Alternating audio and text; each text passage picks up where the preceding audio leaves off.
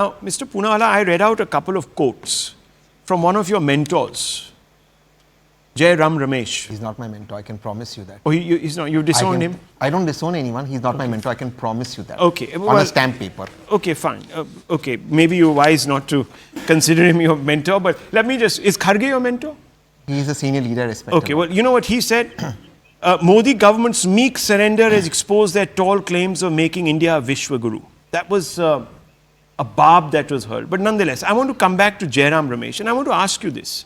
Does the Congress lie about this Modani business just to spread disaffection? I mean, look at what you said. Is Prime Minister reluctant to put pressure on Qatar because its sovereign wealth fund is a major investor in Adani Electricity Mumbai? Your other mentor, Rahul Gandhi, gets up in Parliament. And what does he say? Modani, Modani, Modani. Egg on their faces. Qatar has completely, I don't want to be triumphant here, has completely walked Delhi's talk on this. Modi shook hands with him on the 1st, and within 8 weeks, these guys are back.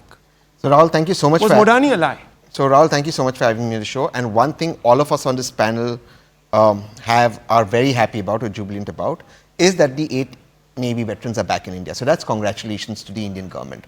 Now you're quoting Kharge ji, but I myself tweeted the Prime Minister and blamed him. And today I gave him credit. So it is the but job. Mr. Kharge hasn't. So yeah, has India today become a Vishwaguru because Modi has actually succeeded in having his way? Just a quick question. Yeah, as so far as India's relationship with the Muslim Middle Eastern countries are concerned, this Prime Minister and this and Jaishankar have done a fabulous job. Look at the caveats, viewers. You could put 40 brackets. No, But let me ask you this. Jairam Ramesh says PM is reluctant to put pressure on Qatar because its sovereign wealth fund is a major investor in Adani Electricity Mumbai. He used the term Modani in his tweet. Now, can I ask you a question? Sure. Should Jairam Ramesh apologize for spreading malicious disinformation, not just about Mr. Modi, but also about a corporate? I don't speak for Mr. Ramesh, so I'm sorry about that. I can speak for you can't distance yourself. No, from Mr. Ramesh, of course I do. So you mean to say that you don't want to defend him because he was wrong? I mean to say that I can make a point of view from the opposition point of view because I'm anti-BJP. As a political analyst, reasonable political analyst, I can say. Do you think this was wrong? I would say it is the duty of the opposition to put make pressure on the charges like this. No. Please allow me to finish. Okay. It is the duty of the opposition, and they would fail this great country if they did not put pressure on the government. But like this? No, not. But this, I think, should not have been bought in simply because everything is not about Mr. Adani or Mr. Ambani. Let me say, but it is the duty of the government. This seems to be a lie. Because Rahul, can I this was make a some test. Points that I want to make? Yeah, I will. But this was a test, wasn't it? This was a test. You are in bed with Mr. Adani. That's why you can't put pressure on Qatar. Qatar is doing you a favor, Mr. Modi, investing in your friend's business. That's clearly turned out to be wrong. Therefore, when we make allegations on anybody, like when I attacked the Prime Minister on this very issue, those allegations should be in national interest. And when those allegations, when something works out, which all of us agree upon, we must be gracious enough to congratulate. That's what I believe. Not apologize. Now, the opposite. Not apologize. I didn't make those statements, but if... No, I'm talking about Jairam Ramesh. Should he apologize? Well, did the BJP apologize for trying to the Prime Minister has talked in his own, and you heard that speech. He constantly talked about cancel culture, Congress cancel culture. They just criticize me for the sake of it. They lie most of the time. That's not true. That's not true. The Prime Minister also exaggerates. Please allow me to have my say. Okay. On what point? I'll tell you. These 8 ex-Navy veterans were arrested around October 2022. They were all imprisoned. So August 2022, this broke out. This went to our High Commission. October, they were arrested. They went home. I don't want to get into details. Since October, until the opposition did not raise their voice forcefully, nothing moved. Now, I'm giving complete credit to the Prime Minister. But it is my duty as... Just allow me. I barely had to say. Please allow me, and then you guys can. Now, as I'm giving complete credit to my Prime Minister that he got them out. But the opposition had to raise the voice of writing. Can I ask you one last question? My God. Please. Look at the voice they raised. Please. Look at the voice. Please allow me. I think 30 seconds more. Just 30 seconds more. Where are the Italian Marines? Prime Minister Modi won an election promising to bring justice to the Kerala fishermen killed by the Italian Marines.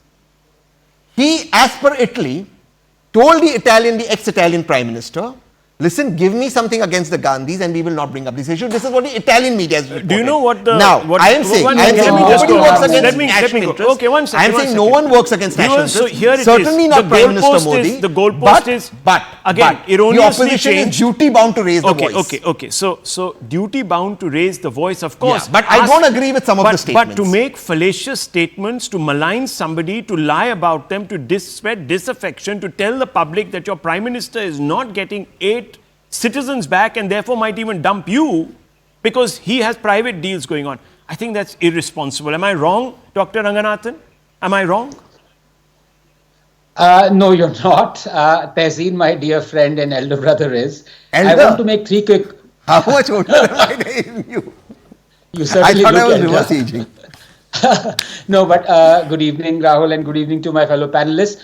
I think it's a great day. It's a great relief to see what has transpired this morning. And I speak as a layman because there are enough experts here who would talk about the diplomacy and the victory there. 3 brief points. Number one is on diplomacy of what a layman understands. The other is the politics. And a third, I would like to correct a lot of misinformation that unfortunately has come out of my good friend Tehseen. On diplomacy, I think it's absolutely fantastic. As I said, everyone is ecstatic about what has happened. You can think about it in 2 ways. Number one, we all know, and Rahul, in your primer, you very correctly put out the machinations that go around with Qatar. It's an Islamic country, it's a dictatorship, and you put it out absolutely correctly. Now, 2 things could have happened. One is, did India flex its muscles in order to get our war heroes back, or was it a friendly nudge that the BJP and Pratyush, my good friend there, would be able to clarify? Be that as it may, the fact of the matter is that with countries that are not democracies and that do not have a rule of law, and the chiefs, they act as if in the golden days, quote unquote, the Maharajas would suddenly remove their pearl necklaces and throw it. It's basically on their largesse.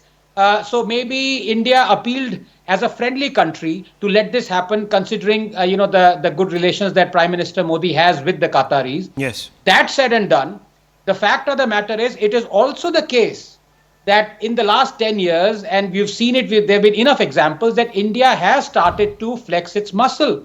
Because India is tired of being given a rickety stool at the high table and made to sit for 70 years. And you can see it in the Ukraine war. You can see it of plenty other examples that we've not been bullied around by the big so-called big boys. So it could be a mix of the two. But as I said, the clarification would be given by the BJP spokesperson. Now let me turn very quickly to the political nature of it. And there, as a layman, I have always been disappointed by the way the Congress has reacted. You want proof? Let me give you this proof that tweet still exists. And I'm sure even though Mr. Manish Tiwari, Tehseen would say, is not the mentor of Tehseen, this tweet. Now, you remember Father Tom? Yes. So this is Manish Tiwari saying, so ISIS allegedly crucified Father Thomas and BJP government did nothing. Why? Because he was a Christian? Mr. PM, he was also a fellow Indian. You can see the bile.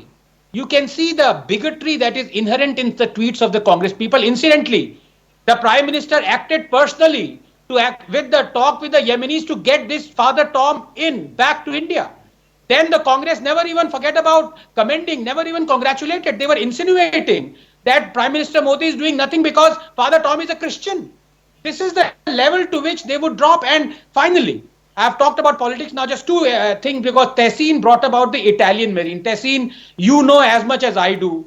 Under which regime did the Italian Marines go back to Italy and refuse to come back? Was it under Modi or was it under Sonia Gandhi and Manmohan Singh?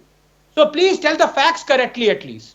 And let me also sorry. Let me tell you, in the ITLOS court, viewers, the ITLOS court, the International Tribunal for Law of the Seas, Italy moved that court.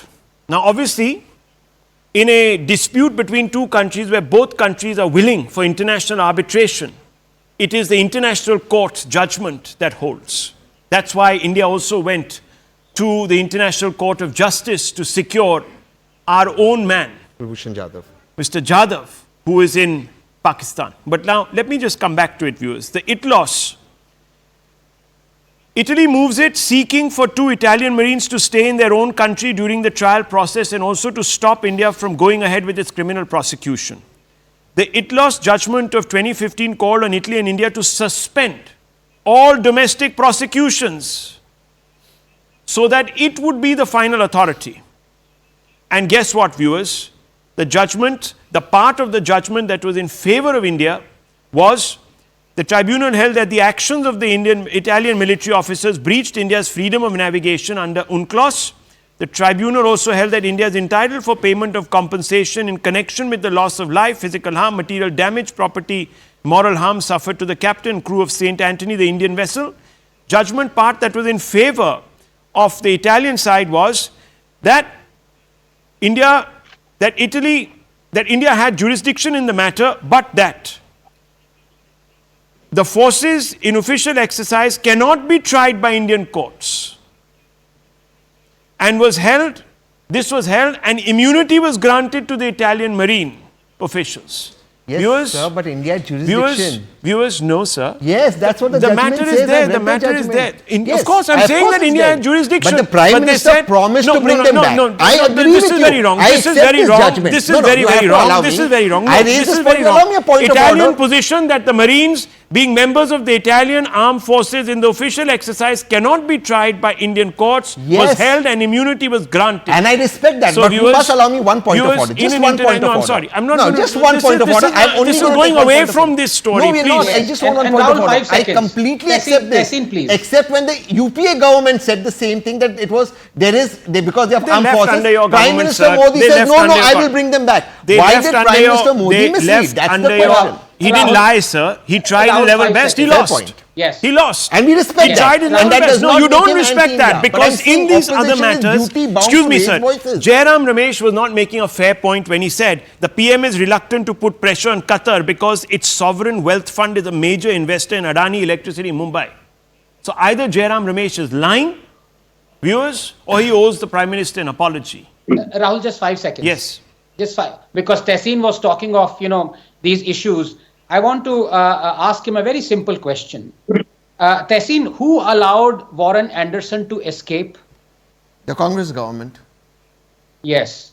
And who picked up the soil from Bhopal, from the Union Carbide plant, and held it like this and said, look, I am not dead. There's nothing wrong in it. I have no idea who did that. I'm sorry. I'm not That was aware. Jairam Ramesh. Jairam Ramesh. That was Jairam Ramesh. Anyhow.